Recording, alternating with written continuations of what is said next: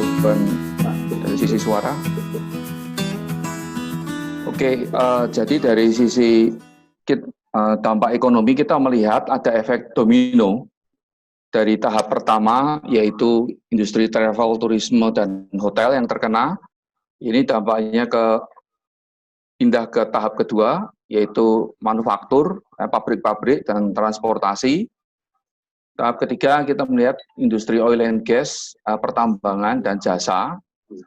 Dan tahap keempat itu usaha mikro kecil, keuangan, dan kegiatan primer, ya, seperti pertanian, peternakan, perikanan juga terkena dampak.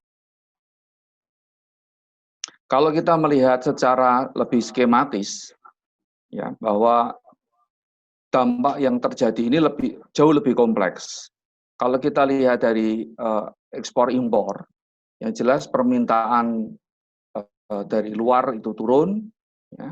Jadi kita melihat tanda merah ini, juga pembayaran turun. Nah, ini dampaknya ke dalam negeri. Kalau kita melihat yang tanda warna hitam ini, dari bisnis formal ke bisnis informal dan ke rumah tangga. Nah, rumah tangga yang ekonominya terpukul, ya, daya belinya rendah, dampaknya ke apa? Pembelian ke sektor informal dan sektor formal juga terpukul. Nah, dampak yang lain adalah pada aspek pajak. Industri formal yang terpukul ini, kemudian pembayaran pajaknya menjadi terganggu, ya, kepada pemerintah. Kalau kita lihat dari sisi, dan ini dampaknya kepada sektor keuangan dengan sendirinya ketika usaha berhenti, ya, pinjaman itu juga pembayarannya akan terganggu. Dari rumah tangga, karena kondisinya seperti ini, maka tabungan juga akan terganggu, karena prioritas mereka adalah memenuhi kebutuhan pokok. Nah, dari skema ini, mana yang tidak ada tanda merahnya? Ini cuma ada dua, yaitu transfer dan subsidi dari pemerintah ke rumah tangga, yaitu pemerintah membantu misalnya lewat dana desa, bantuan sembako, dan belanja pemerintah, dari pemerintah belanja ke sektor informal maupun sektor formal. Tetapi kalau pemerintah sendiri tidak punya pendapatan pajak, jadi pembelian ini yang tidak ada tanda ini juga sifatnya sementara. Nah, kalau sampai ini juga sampai ada tanda merahnya, ya ini berarti sudah terjadi kolaps secara keseluruhan sebagai satu negara. Ini situasi yang kita hadapi. Nah, kalau kita melihat struktur ekonomi Indonesia, ya, di mana 98,7% entitas bisnis atau pelaku usaha itu adalah sektor mikro, dan 89% tenaga kerja itu di sektor mikro, maka dampak pandemi pada skala usaha yang berbeda ini komplikasinya juga berbeda. Yang menentukan apa? Satu, likuiditas. Usaha yang lebih liquid lebih bisa bertahan. Yang kedua, integrasi dengan digital marketplace. Usaha yang lebih terintegrasi dengan digital marketplace lebih survive. Dan yang ketiga adalah adaptasi dan fleksibilitas. Jadi perusahaan yang bisa beradaptasi dan lebih fleksibel tentu bisa lebih bertahan. Saat ini memang 3 sektor yang sangat jelas masih bisa bertahan adalah kesehatan, karena itu jelas konsekuensinya, pangan dan pertanian, meskipun harganya itu pada tingkat produsen sudah sangat terpukul, dan logistik, karena kemudian transfer barang dari produsen ke konsumen tentu membutuhkan logistik. Dari sisi dampak bisnis, kita lihat secara umum penjualan pada umumnya turun, ya, karena konsumen mengurangi pembelian. Dampaknya apa? Dampaknya produksi turun, ya, dan karena produksi turun ini maka beberapa produsen menghentikan produksinya dan lebih menghabiskan persediaannya. Kemudian likuiditas terganggu, ya, karena arus kasnya negatif dan likuid asetnya terpakai. Nah, karena likuiditas terganggu ini, kemudian mulai dilaksanakan pengurangan biaya. Nah, pengurangan biaya ini kemudian dampaknya tentu juga termasuk pengurangan tenaga kerja. Jadi memang tantangan yang dihadapi pelaku bisnis sekarang ini ada 3. Yang pertama dari bagaimana prioritas saat ini adalah menjaga kesehatan personil dan mengamankan aset. Dalam jangka pendek, mesti harus memenuhi kewajiban jangka pendeknya. Ini banyak yang bergerak di bidang keuangan mesti putar otak bagaimana memenuhi kewajiban jangka pendek. Terutama ketika kewajiban jangka pendeknya ini tidak mengalami toleransi, tidak mengalami keringanan, gitu ya. Seperti yang beberapa perbankan membuat program untuk meringankan. Tapi kalau ini tidak berhubungan dengan perbankan atau skemanya berbeda, tentu ya akan mengalami kesulitan. Sambil perusahaan itu tentu harus mencermati perubahan pasar dan sistem pasca pandemik ini untuk bisa membuat rencana ke depan. Nah, secara skematis, kesehatan bisnis ini juga sangat ditentukan dengan solvensi, ya, tingkat solvensi dari perusahaan. Kalau kondisi kesehatan bisnisnya ini sampai berada di bawah garis solvensi, ya, artinya asetnya ini lebih kecil daripada kewajiban pihak ketiga, gitu. Maka ini sudah jelas perusahaan ini perlu dukungan eksternal. Tapi kalau kondisi kesehatannya menurun tapi masih di atas solvensi line, maka ini manajemen masih bisa mengelola. Tapi biasanya kalau sudah di bawah, ini sudah berat dan karena itu ini membutuhkan dukungan eksternal. Nah, dari pertimbangan tadi, solvensi tadi dan likuiditas tadi, kita bisa membuat 4 pemetaan kondisi perusahaan. Kalau likuiditasnya tinggi dan dia terdampak ringan, maka perusahaan ini bisa memperkuat posisi dan mengembangkan bisnis. Ya, perusahaan ini bisa menilai kapasitas internalnya, melihat peluang yang ada, dan bisa melaksanakan ekspansi. Tapi kalau perusahaan itu likuiditasnya tinggi, tapi dia terdampak berat, maka ini harus mulai memikirkan reposisi bisnis. Ya, tahapnya mungkin dengan mulai memperhatikan dan merancang penyusunan arus kas, mulai memonitor dan menyusun skenario pengurangan biaya, mengevaluasi pasar dan kapasitas produksi terdampak, sehingga juga bisa melakukan reassessment terhadap portofolio produk atau jasa. Mana yang harus produk dan jasa yang harus ditinggalkan, mana yang harus dikembangkan. Dan karena itu perlu menyusun rencana kontingensi. Kalau mau mengembangkan bisnis, bisnis dalam jangka pendek apa? Kalau ini kemudian hanya memanfaatkan momen, setelah itu jangka menengahnya apa dan jangka panjangnya apa. Untuk perusahaan yang likuiditasnya rendah, kalau dia terdampak ringan, maka di sini cash is the king. Ya, bagaimana mengelola kas itu menjadi sangat penting. Apa yang bisa dilakukan? Pertama, memang menilai dan mengelola kewajiban pihak ketiga, kondisi pemasok, dan mencoba mengoptimalkan kapasitas produksi yang ada. Tentu ini tidak leluasa karena ada keterbatasan dari likuiditas. Tapi dari likuiditas yang terbatas itu, apa kapasitas produksi apa yang bisa dioptimalkan? Kalau likuiditasnya rendah dan ini terdampak berat, maka ini suka nggak suka harus melaksanakan transformasi bisnis. Ya. Jadi mesti mengevaluasi bisnisnya, model bisnisnya, dan proses bisnisnya. Juga harus dilaksanakan restrukturisasi organisasi dan biaya. Serta mencoba mengevaluasi aset yang dapat dipergunakan dan yang sudah tidak dapat dipergunakan. Dan di sini mulai diperhitungkan bagaimana likuiditas yang ada, apakah membutuhkan pembiayaan dari luar dan bantuan dari pemerintah. Nah, setiap perusahaan perlu pada situasi saat ini mulai melihat ini, bagaimana kondisi likuiditas kita dan apakah kita terdampak berat atau ringan. Dan karena itu kita bisa mulai menyusun strateginya. Dari wacana soal keberlanjutan bisnis ini, beberapa hal yang bisa disampaikan. Pertama, ini ada sebuah reminder bagi kita semua, court disaster long enough and it will accept your proposal. Jadi jangan menghindari, justru kita harus tekan bencana ini, kita gumuli sehingga kita tahu plus minusnya, peluang dan tantangannya, dan kita bisa menawarkan usulan proposal kita. Kita bisa mengoptimalkan peluang-peluang yang ada dengan apa yang ada di kita. Nah, secara umum, business continuity itu terdiri dari 4 elemen. Ya. Pertama adalah soal disaster recovery, ya, pulih dari bencana. Jadi di sini prioritasnya adalah mengatasi dampak, khususnya keselamatan jiwa dan keamanan aset.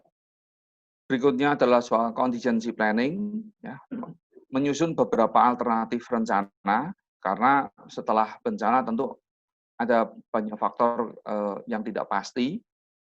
Ya, terkait dengan itu juga harus ada manajemen krisis, ya, bagaimana kita beroperasi dalam situasi yang serba tidak pasti dan mungkin beberapa aset kita terdampak, proses pengambilan keputusan tidak bisa berjalan dengan normal, dan perencanaan bisnis itu harus disusun ulang, ya, maka di sini harus ada manajemen krisis. Dan yang terakhir adalah business recovery, bagi pemulihan bisnis. Dan ini kadang-kadang kita harus mulai menata ulang model dan proses bisnis sesuai dengan landscape bisnis yang baru, yang muncul karena bencana. Nah, secara ringkas sebetulnya business continuity itu terdiri dari 4 komponen, yaitu pertama ada triggernya, dalam hal ini kita menghadapi COVID-19. Kemudian dari trigger COVID-19 ini ada risiko-risiko yang muncul.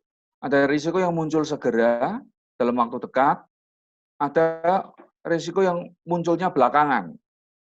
Dan karena risiko-risiko itu menimbulkan konsekuensi-konsekuensi yang harus kita pertimbangkan. Konsekuensi ini bisa berdampak kepada fungsi manajemen atau kepada pemangku kepentingan kita. Nah, dari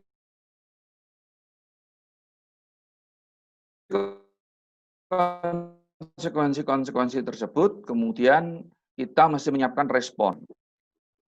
Nah, di ISO 22301, yaitu sistem manajemen keberlanjutan bisnis,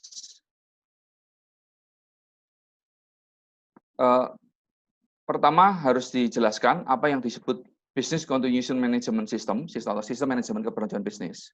Ini dimulai dengan bagaimana memahami kebutuhan dari organisasi. Kemudian mengimplementasikan dan mengoperasikan kontrol dan ukuran untuk mengelola kejadian-kejadian yang disruptif seperti COVID-19 ini. Maka harus ada di sini aspek kontrol, pengukuran dan kontrol. Kemudian monitoring dan review terhadap kinerja dan efektivitas rencana yang dilakukan, dan perbaikan terus-menerus. Jadi sistem manajemen keberlanjutan bisnis ini bukan sebuah sistem linear, ini sebuah sistem sirkular yang ada proses perbaikan terus-menerus. Nah, intinya di dalam ISO ini itu ada 4 komponen utama, harus ada policy atau kebijakan, harus ada orang-orang yang memiliki tanggung jawab khusus, harus ada proses manajemen, dan harus ada dokumentasi. Nah, lalu prosesnya seperti apa? Ini proses dari ISO 22301. Jadi ada interested party, pihak-pihak yang gampangannya ini adalah stakeholder kita yang memberikan masukan, dan kemudian ada kebutuhan dari keberlanjutan bisnis. Ya. Ini kemudian masuk ke proses PDCA, Plan Do Check Act. Ya. Di sini kemudian proses PDCA ini tidak jalan di tempat, tapi ini harus menjadi sebuah proses perbaikan terus-menerus. Nah, dari proses ini kemudian menghasilkan tentu benefit kepada pihak-pihak yang terkait dan keberlanjutan bisnis yang terkelola. Jadi yang disebut ISO 22301 itu bukan proses sekali jadi, tapi ini adalah sebuah siklus perbaikan terus-menerus. Proses belajar dan memperbaiki dari apa yang telah dilakukan. Nah, ini hanya menjelaskan saja dari siklus PDCA tadi. Ya intinya tentu harus di dalam tata perencanaan itu harus ada kebijakan, tujuan, kontrol, proses, prosedur dan semacamnya. Ini kemudian ini harus diimplementasikan dan yang cek ini sangat penting, memonitor, ya, mengukur, mengevaluasi, mereview, gitu. Dan atas dasar ini bagaimana kita melaksanakan tindakan-tindakan yang diperlukan supaya eksekusi kita itu semakin baik. Ini sebuah siklus perbaikan terus-menerus. Nah, komponen utama dari ISO 22301 itu adalah pertama konteks dari organisasi. Jadi sangat difahami setiap organisasi punya konteks yang berbeda, di industri yang berbeda, di lokasi bisnis yang berbeda, pasar yang berbeda, pemasok yang berbeda, itu akan punya dampak yang juga berbeda. Yang berikutnya adalah kepemimpinan. Ya, jadi kepemimpinan di dalam situasi krisis ini juga akan menentukan.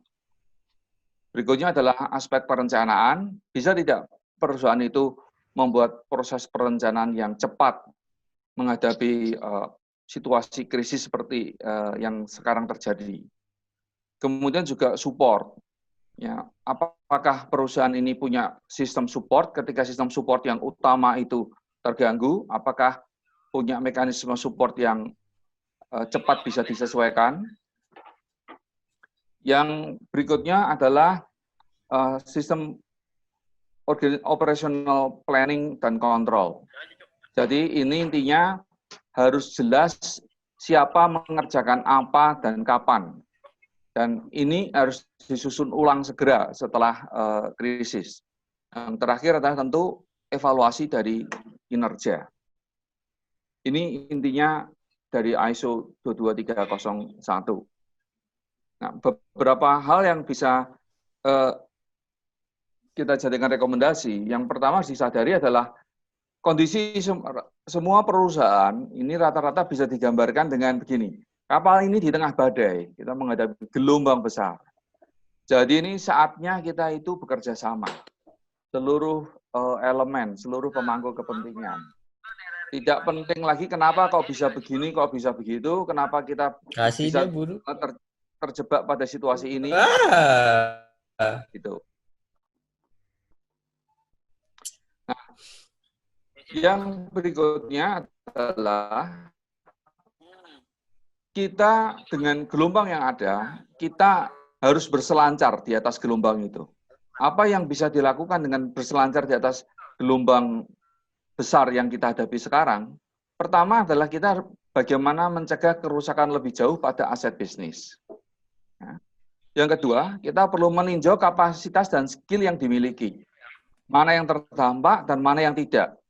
Kalaupun yang tidak, bagaimana kita bisa mencari peluang untuk mengoptimalkan kapasitas dan skill tersebut. Yang ketiga, kita mencoba mempelajari peluang baru dan menguasai skill yang diperlukan segera. Dan yang keempat, kita perlu mengembangkan jejaring dan reputasi melalui kerjasama di dalam pandemi. Ada pengalaman dari tsunami Aceh, bahwa ada satu perusahaan yang sangat cepat merespon tsunami Aceh dan membantu di sana. Dan ternyata bantuan itu tidak sia-sia karena kemudian dia membangun sebuah reputasi dan brand yang kuat, dan ini akhirnya menjadi dasar mereka mengembangkan pasar yang kuat di daerah terdampak tsunami. Nah, peluang apa yang terbuka? Kita tahu kita menghadapi masalah penurunan. Ya, orang lebih sedikit yang makan di luar, lebih sedikit yang menabung, lebih sedikit yang bepergian, lebih sedikit pergi ke bar segala macam. Tapi ada yang naik juga, ya. Sanitary goods naik, pembelian online naik, personal care naik, food delivery naik.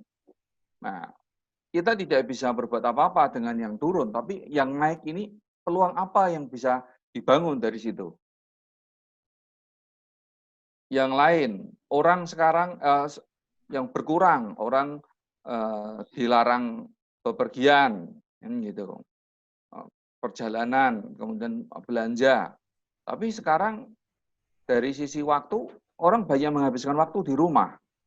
Orang lebih banyak berkomunikasi dengan menggunakan smartphone, melihat film segala macam hiburan menggunakan gadget. Orang lebih banyak menghabiskan waktu bersama keluarga. Nah, ini kondisi ini yang harus dipikirkan oleh para pebisnis, memikirkan lalu peluang-peluang apa yang bisa kita bangun dan perusahaan saya bisa menawarkan apa. Nah, jadi ini beberapa hal yang bisa kami sampaikan. Terima kasih.